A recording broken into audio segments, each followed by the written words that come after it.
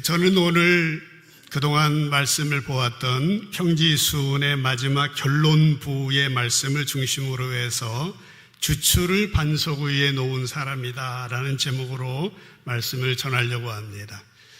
제가 마지막 예배이기 때문에 다른 특별한 본문을 선택할까 고민하다가 저는 시종여의라는 것을 상당히 좋아하기 때문에 다행히 이 평지수훈의 결론적인 아주 중요한 말씀이어서 저의 마지막 설교로서도 합당하다 생각해서 이 말씀을 계속 드리게 됩니다.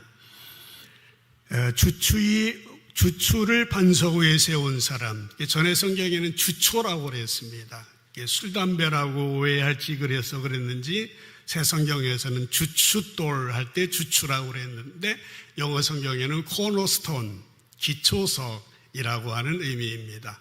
한번 따라해 보실까요? 주추를 반석 위에 세운 사람, 이런 사람이 되기를 원해서 예수님께서 이 평지수훈의 결론으로 말씀을 드렸고, 또 원로 목사가 되는 담임 목사 마지막 설교에도 여러분이 이런 사람이 되기를 소원하면서 말씀을 준비하였습니다.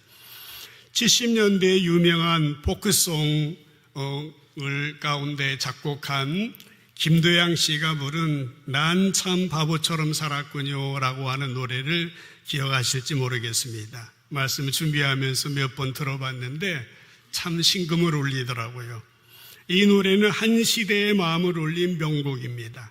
이 노래를 부른 김도양 씨는 이 노래처럼 인생의 허무와 후회를 깊이 담아 노래했고요. 이후에 CM송 작곡가로 이름을 떨치기도 하였습니다. 그가 작곡한 광고 음악만 해도 3,000곡이 넘는다고 하는데, 그렇게 잘 나가던 어느 날 그에게 한 가지 질문이 생겼다고 합니다. 내가 이렇게 많은 곡을 만들었는데 이 곡이 내 것이 아닌 것 같아. 이 곡들은 어디서 나와서 나를 통해서 흘러가는 것일까? 라는 질문을 하게 되었습니다. 그래서 이 질문은 그로 하여금 진리의 길로, 깨달음의 길로 이끌었습니다. 그러던 어느 날 한 기인을 만나요. 그 기인이 뭐라고 말했냐면은 당신이 하늘의 일을 하기 위해서는 수련이 필요하다네. 수련 받아야 된다는 말을 듣고 이제 돌을 닦기 시작했습니다. 처음에는 그 기인을 따라갔지만은 결국은 스스로 수행장을 만들었고 따르는 도반들과 함께 매일 하루에 7시간씩 저녁 6시에서 새벽 1시까지 무려 3년 동안 수련을 했습니다. 그리고 나서 그는 태교 음악 음반을 만들기도 했고 수많은 영적 수행자들을 만나기도 하였습니다. 그러나 결국 큰 실패와 죽을 고비를 겪었는데요. 2001년도에 다시 가수로 돌아왔습니다. 그때 그는 이런 고백을 했습니다. 깨달음이라고 하는 것은 대단한 것이 아니더라고요. 깨달음이란 그냥 정신 차리고 깨어서 사는 거였습니다. 밥 먹을 때 밥 먹는 줄 알고 배고픈 줄 알고 재채기 할 때 지금 내가 재채기 하는구나 하고 지금 이 순간을 자각하는 것, 그것이 수행이더라고요. 여러분, 이 이야기를 들으시면서 어떤 생각을 하셨습니까? 한편으로는 그의 용기도 대단하다고 느꼈습니다. 진리를 위해서 3년간이나 매일 7시간씩 수련했다고 하는 것은 보통 사람으로서의 할 일은 아니죠. 그러나 동시에 안타까운 부분도 있었습니다. 그가 그렇게 오랜 세월 동안 애쓰면서 얻은 결론이 정신 차리고 깨어서 산 것이라고 하니 그 말이 너무나도 안타까웠습니다. 하지만 우리 주님께서는 우리들에게 단순히 정신만 차리라 라고 말씀하시지 아니하였고요. 마태복음 16장 24절에 보면은 이 예수께서 제자들에게 이르시되 누구든지 나를 따라오려거든 자기를 부인하고 자기 십자가를 지고 나를 따를 것이니라 라고 말씀을 하셨습니다. 우리는 예수님 닮아가기 위하여서 매일 자기 자신을 내려놓아야 합니다. 그저 지금 이 순간에 집중하는 것이 아니라 예수님의 마음을 집중하고 예수님을 따라 사는 것이 참된 깨달음이고 영적인 삶의 본질인 것입니다. 오늘 본문은 그동안 보았던 예수님의 평지수훈의 결론 부분인 것입니다. 너무나 중요한 말씀입니다. 다른 말씀도 중요하지만은 오늘 본문은 너무나도 핵심이 되는 구절입니다. 한번 보시죠. 46절에 보시면은 예수님께서는 우리가 열심히 신앙생활하고도 그것이 무효가 될 수 있다고 말씀해 주십니다. 너희는 나를 불러 주여 주여 하면서도 어찌하여 내가 말하는 것을 행하지 않느냐라고 말씀을 하고 있는 것입니다. 주여 주여라고 부르는 것도 상당히 중요합니다만은 더 강조하고 있는 것은 행하는 것이라는 것이에요.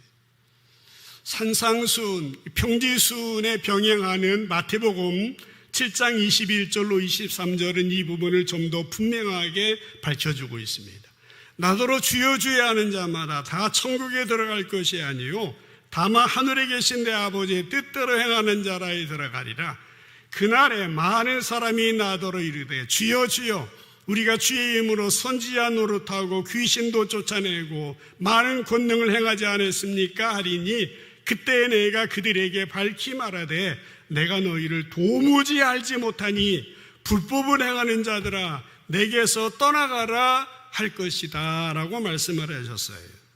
여기에 나오는 사람들은 어떤 사람들입니까? 종교 행위에 굉장히 열심히 있는 사람들이었어요. 요즘 말로 하면은 신앙생활을 열심히 하는 사람이었습니다. 그런데 예수님은요 그것을 인정하지 않으셨어요. 내가 너희를 도무지 모르겠다. 내게서 떠나라. 그렇게 말씀하셨습니다. 그래서 우리는 신앙생활을 하면서 항상 우리의 신앙이요 예수님이 인정하시는가 인정하지 않는가 점검할 수 있어야 되는 거예요. 점검은 나중에 안 돼요. 지금만 되는 거예요. 이 땅에서만 할 수 있는 겁니다.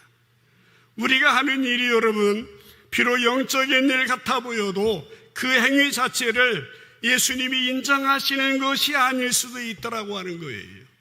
겉으로 보기에는 하나님의 일 같고 겉으로 보기에는 하나님의 섬기는 일 같지만은 그것으로 자기의 일을 삼고 그것으로 자기를 과시하고 그것으로 자기를 포장한다면은 그것은 영적인 일이 아닐 수 있다라고 하는 거예요.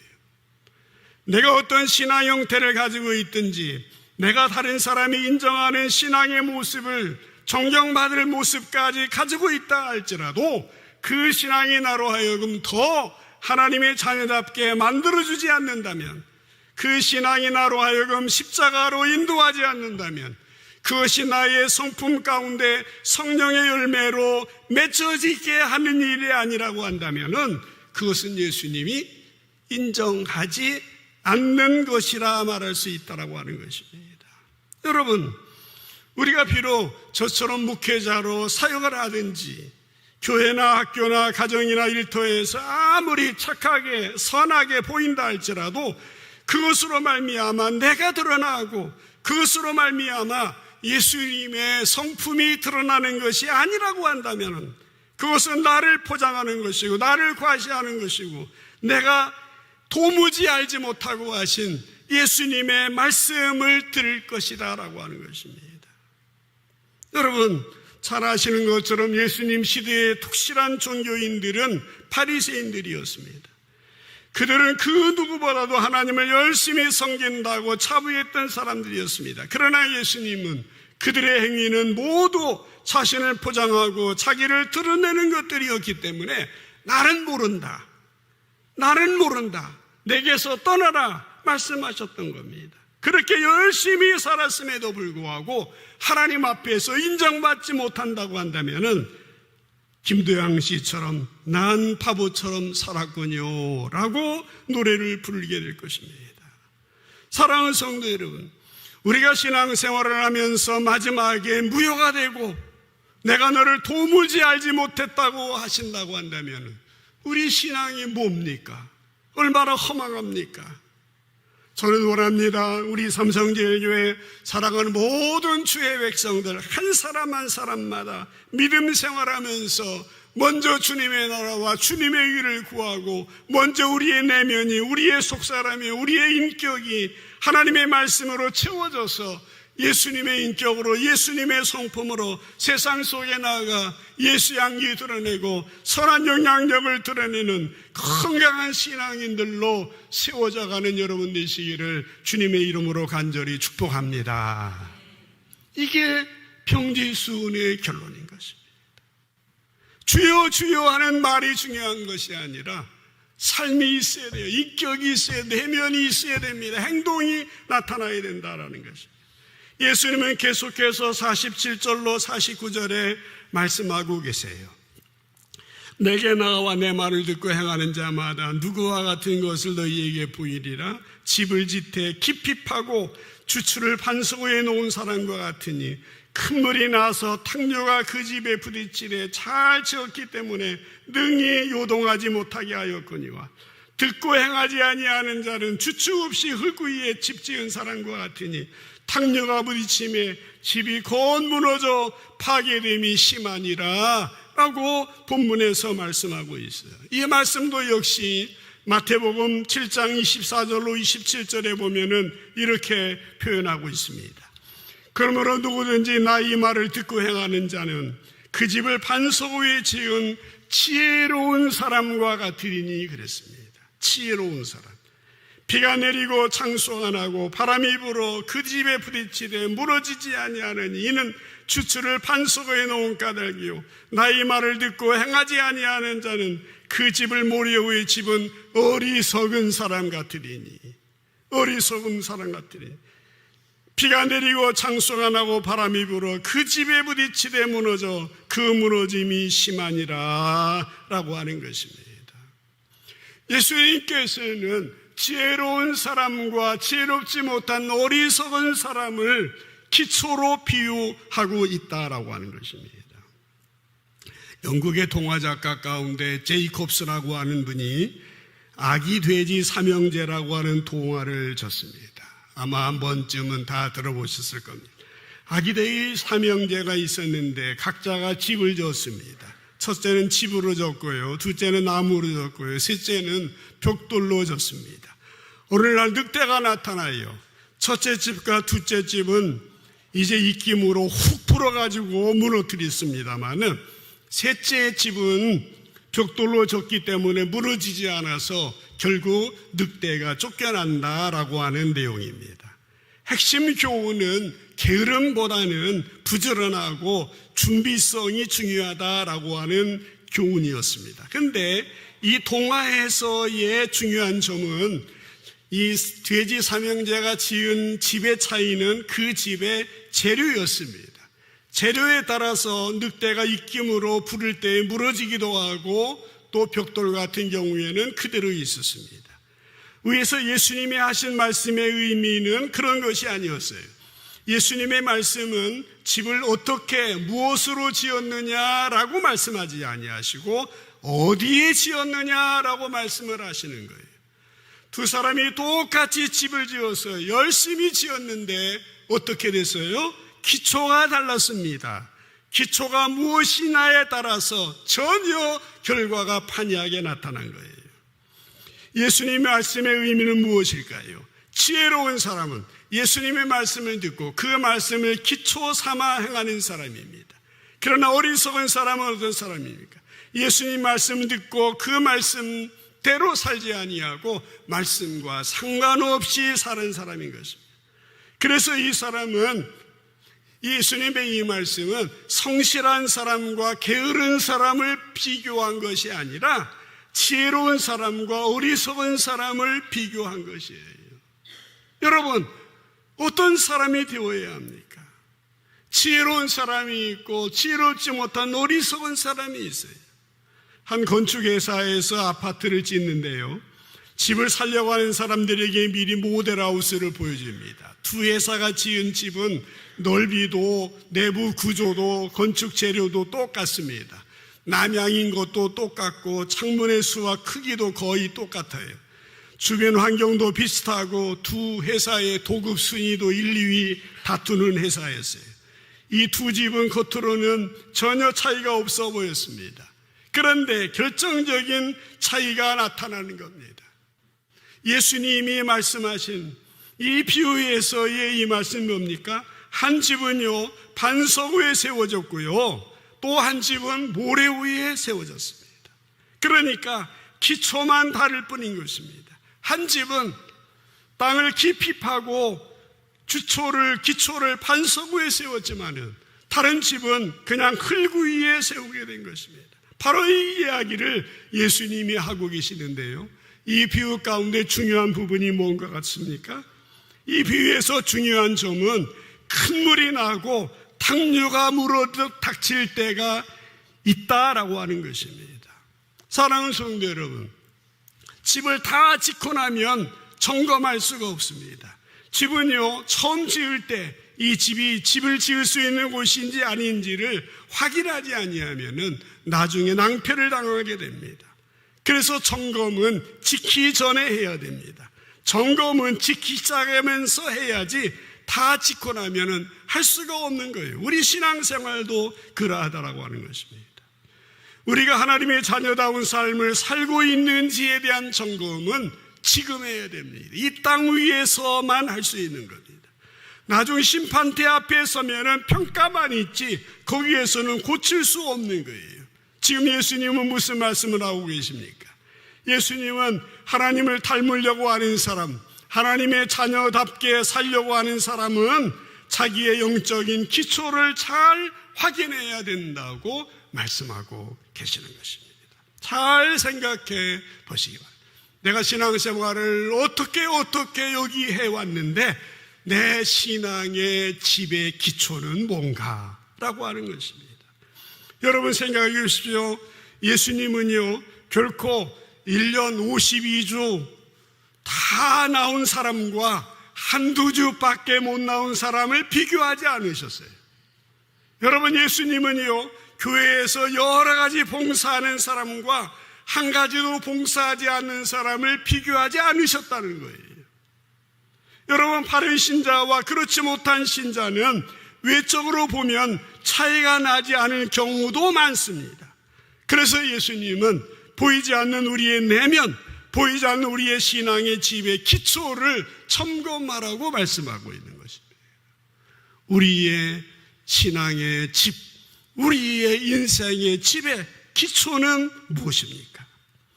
우리가 건축해야 될 우리의 신앙과 인생의 바른 터, 바른 기초는 어디에 있어야 합니까? 사도 바울은 명확하게 우리에게 제시를 하고 있습니다. 고린도전서 3장 10절 11절 말씀에 보면은 같이 한번 읽을까요? 10절 11절 읽습니다. 시작. 내게 주신 하나님의 은혜를 따라 내가 지혜로운 건축자와 같이 터를 닦아두매 다른 이가 그 위에 세우나 그러나 각각 어떻게 그 위에 세울까를 조심할지니라. 이 닦아둔 것 외에 능히 다른 터를 닦아둘 자가 없으니 이 터는 곧 예수 그리스도라. 아멘. 이 터는 곧 예수 그리스도다라고 하는 것입니다. 우리가 우리의 신앙을, 우리의 인생을 건축해야 될 터가 예수님이라고 하는 거예요. 예수는 우리가 지어야 할 집의 자료에 대해서, 넓이에 대하여서, 크기에 대하여서, 높이에 대해서 말씀하지 아니하시고 뭐에 대해 말씀하셨습니까? 터에 대하여서, 주추에 대하여서 말씀을 하고 계시는 거예요. 껍데기 중요합니다만은 더 중요한 것이 알맹이라고 하는 거예요. 집의 재료나 높낮이는 각자 받은 달란트가 다르기 때문에 하나님께서 심판하실 때 서로 다르게 적용하실 것입니다. 그러나 터는요 무엇이었는지 모든 사람에게 동일합니다. 이 터는 예수님이어야 합니다. 우리의 은사와 재능과 형편에 따라서 봉사도 다를 수 있고 헌금도 다를 수 있고 여러 가지 겉으로 드러나는 건 다를 수 있어요. 그런데 우리가 그거 가지고 말하면 안 돼요. 예수님이 따지시는 건 뭡니까? 어떤 터 위에 내가 세웠느냐라고 하는 것입니다. 그러나 그럼에도 불구하고 우리들은 어떠합니까? 터에 대한 관심보다는 자기가 지을 집에 관심을 갖습니다. 내가 집을 지을 때 얼마나 높이 짓느냐, 얼마나 넓게 짓느냐, 어떤 재료를 사용하느냐에 관심이 있는 것입니다. 그러나 터가 나쁘면 아무리 멋진 집도 버티지 못하게 되어지는 것입니다. 그렇습니다. 우리의 삶의 터는 예수 그리스도이십니다. 우리의 삶의 기초가 예수님이 아니면 우리의 인생에 비가 내리고 바람이 불고 창수가 질 때에 다 떠내려가고 마는 것입니다. 집을 기초 없이 지은 사람의 인생에 비가 오고 바람이 불고 홍수가 나면 어떻게 됩니까? 집이 떠내려가는 거예요. 마지막 날 그들의 삶과 신앙을 주님이 뭐라고 하시겠습니까? 내가 도무지 너를 알지 못한다. 난 바보처럼 살았군요. 그때 가서 후회하는 것은 얼마나 안타까운 일입니까? 사랑하는 성도 여러분, 우리가 우리의 신앙과 인생을 예수님의 터 위에 세운다고 하는 것은 그분의 말씀 위에 세우는 것이에요. 우리가 아무리 바르게 인생을 건축한다고 결심한다 할지라도 사람은 죄인이에요. 바르지를 못해요. 그렇게 되지 않아요. 우리의 인생이 바른지 그른지를 확인할 수 있는 것은 오직 주님의 말씀 위에 세워져야 한다고 하는 것입니다. 우리의 이웃 종교인 불교 같은 종교에서는 참선을 중요하게 생각합니다. 스스로 자성하여 깨달아서 득도를 해서 열반 리르마라 경지에 이르고 각자 부처가 되어진다라고 가르칩니다. 일리가 있습니다. 그러나 기독교는 기초를 중시합니다. 보이지 않는 말씀을 중요합니다. 스스로 힘과 노력으로 바른 신앙, 바른 인생을 사는 것이 불가능하다고 하는 것을 알기 때문에 우리는 그걸 강조하지 않습니다. 먼저 내면을 강조하는 거예요. 여러분, 우리의 신앙과 인생은 예수 그리스도와 진리의 말씀 위에 건축해 갈 때 비로소 난 바보처럼 살았군요 라고 노래하지 아니할 수 있고 잘하였도다 착하고 충성된 종이라고 인정받게 되어지는 것입니다. 여러분, 주변의 사람이 중요해요. 교회 분위기 중요합니다. 오시는 목사님 중요해요. 그러나 더 중요한 것은 내가 나의 신앙의 집을 어디에 세우느냐인 거예요. 말씀 위에, 예수님 위에 세워야 한다고 하는 겁니다. 여러분, 누가 여러분을 진리로 인도할 수 있습니까? 누가 여러분을 생명으로 인도할 수가 있는 거예요? 누가 여러분들이 복음으로 인도해 줄 수 있습니까? 다른 사람이 끌고 가봐요. 한 번, 두 번 끌려가지만은 그 다음 어려운 거예요. 내 안에서 불같은 은혜가, 불같은 사모함이 내 안에서 일어나지 아니하면은 말씀이 나를 인도하시고 성령님이 나를 인도하시지 아니하면은 아무리 천사 같은 목사님, 아무리 분위기 좋은 교회, 아무리 훌륭한 신자들이 많아도 진정한 부흥에 도달할 수 없는 거예요. 저는 여러분 부디 여러분의 내면 속에 튼튼한 말씀의 기초 위에 서는 여러분 되시기를 주님의 이름으로 축복합니다. 겉으로 아름다운 집도 지으세요. 그러나 더 중요한 것은 예수님으로, 말씀으로, 생명으로, 진리로, 복음으로 기초를 두어야 되는 겁니다. 그때에 여러분의 신앙을 더 발전시키는 분이 목사님이에요. 더 도움을 주는 분들이 옆에 있는 지체들인 거예요. 교회 부흥은 누가 하는 게 아니에요. 교회 부흥은 나의 부흥으로부터, 내 내면의 부흥으로부터 시작이 되어지는 겁니다. 부디 삼성제일교회의 80년, 90년, 100년 이후까지 주님 오시는 그날까지 이 땅 위에서 지난 70년의 좋은 전통을 잘 이어받고 충실하게 기초 위에 세워지면서 더 새롭게, 더 아름답게, 더 훌륭하게, 더 행복하게, 기쁘게 진정 하나님 나라를 이루어 나가며 나에게도 천국이 이루어지고 나로 말미암아 주변의 모든 사람들에게 유익을 끼쳐주는 복된 인생, 복된 교회가 되어질 수 있기를 주님의 이름으로 간절히 축복합니다. 기도하겠습니다.